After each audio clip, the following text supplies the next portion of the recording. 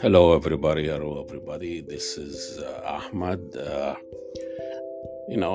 you all know, that I've been doing a TV show for over 25 years, and I'm about to start, I started my podcast, and I think this is the way to go. So I'm gonna put some of my shows, video shows, on YouTube.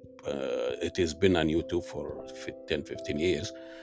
Some of them that, relevant and evergreen stories. And I also am gonna record new podcasts, new stories relevant to world event. So if you can't find me on, you're mostly gonna find me on Spotify, but I also you can find those shows on YouTube if you're interested in video and take a look at the work we do.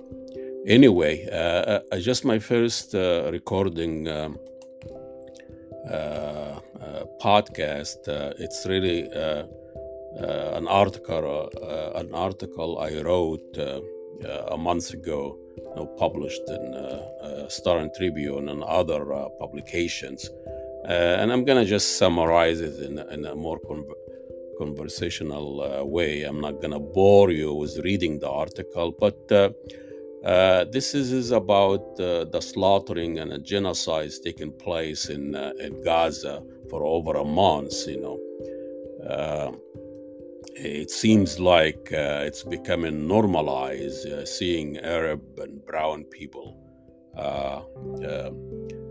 killed, or children are smashed, or hospitals are bombed, and all you need to say that Hamas was under it, that justification, the rationalism of Western civilization, Western thinking, it's an old story of justifying monster and genocide and nuclear bomb and bombing two cities in Japan was justified by rationalize. If we invaded, we're gonna kill a lot of people. Now they are invading and killing a lot of people, and with different justification. We all remember the invasion of Iraq, and that young lady, 15 young lady Kuwaitan, she was later on found out she is the daughter of Kuwaiti ambassador, and her story about Iraqi soldier stealing incubator from hospitals, and everybody turned on Iraq and support of the war was just amazing after that story. It was a lie. It was managed and designed by a public relation firm that's still working until today. And Bush is still out there, and you think when the Bush father is done, but his son now invading another one, and with his weapon of mass destruction, another lies, and the mushroom crowd, another lies, and those people are still free, and they have parties, and they meet with Obama and Michelle. They share chocolates together, and they smile and crack jokes. Those are war criminals, excuse me. They're still out there. And already the whole world, Israel is the most powerful military in the area, with the most devastating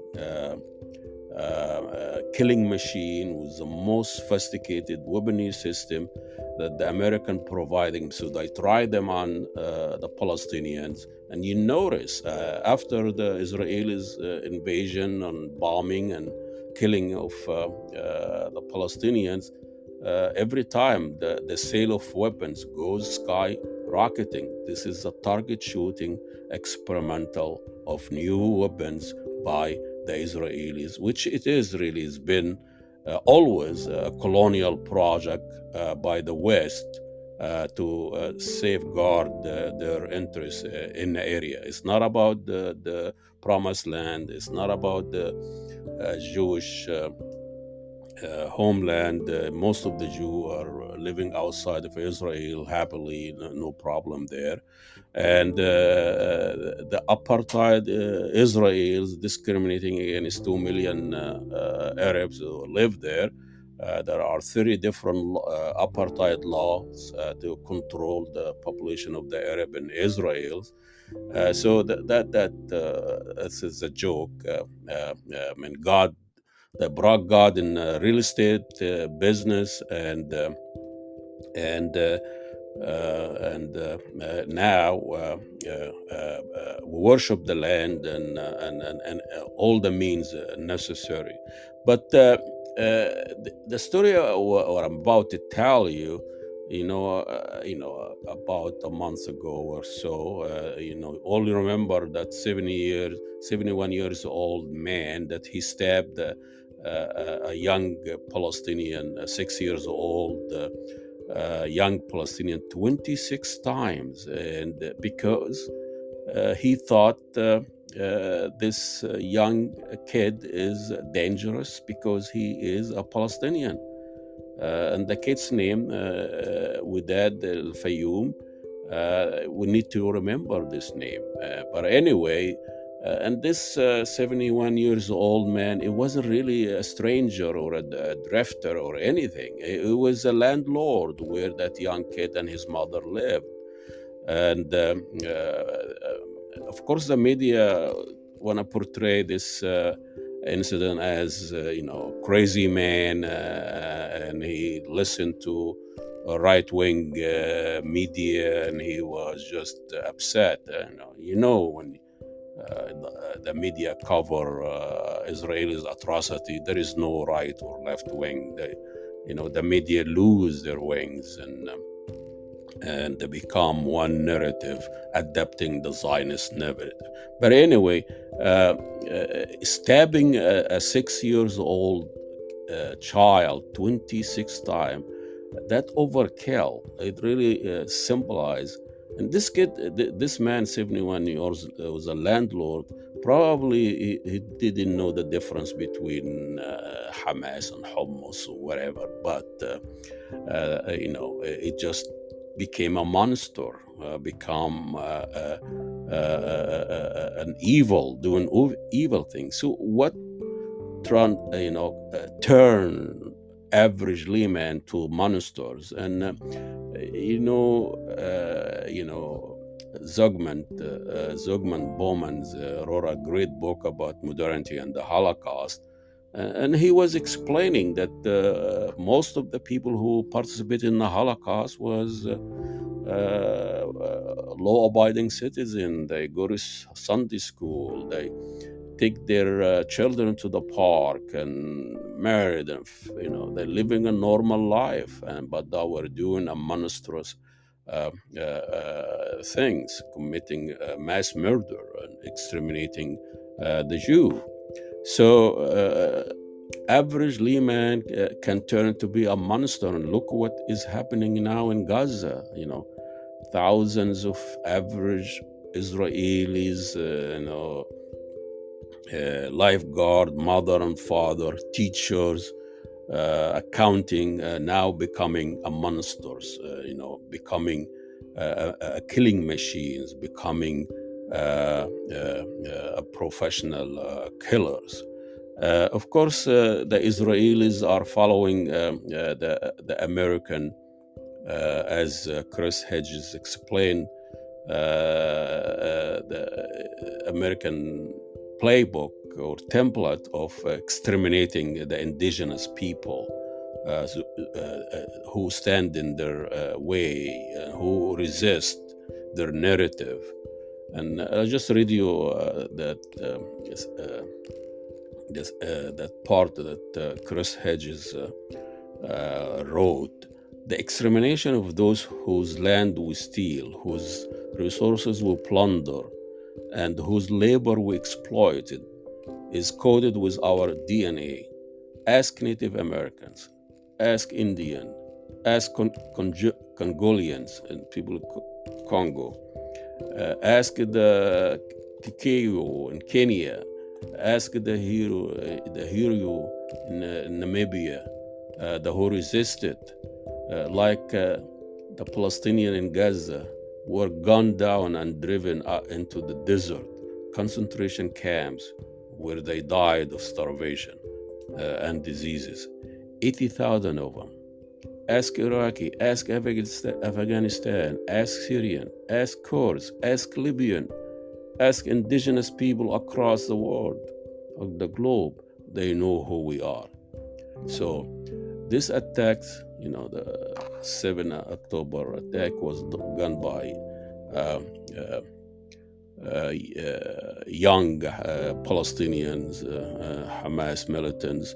And you can say anything, and we don't know exactly what happened. Now news coming out to tell us that actually they didn't know about the festival, and Israeli jets or helicopter, the one who did the bombing. So a lot of things we do not know. A lot of things we need to let history decide. We know what everybody before you talk about anything. Ask you, do you condemn Hamas? No, I don't condemn the Hamas. I have to wait. The history is the ultimate judge. We condemned Yasser Arafat, and then we give him a Nobel Peace Prize. We condemned Nelson Mandela, who fought apartheid in South Africa. He was a terrorist for a lot of Western media and Western pundits. And then we give him a Nobel Peace Prize. And we condemn Sadat, and then we give him a Nobel Peace Prize. So, Jean